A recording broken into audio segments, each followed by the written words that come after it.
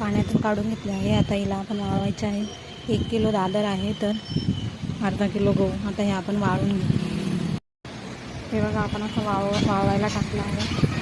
आता हे चांगलं वाळलं का आपण त्याला दळून आणू. हे बघा गहू दादर मिळून 1.5 किलो आपण हे दळून आणलं आहे. आणि आता त्याच्यामध्ये आपल्याला चटणी, ओवा, जिरं, बडीशोप, मीठ आणि आपण त्याच्यासाठी हे पाणी ठेवलं आहे चुलीवर. आता हे आपण पाणी टाकून चांगलं मिक्स करून घेऊ, म्हणजे जेणेकरून गिठोळ्या पण लागणार.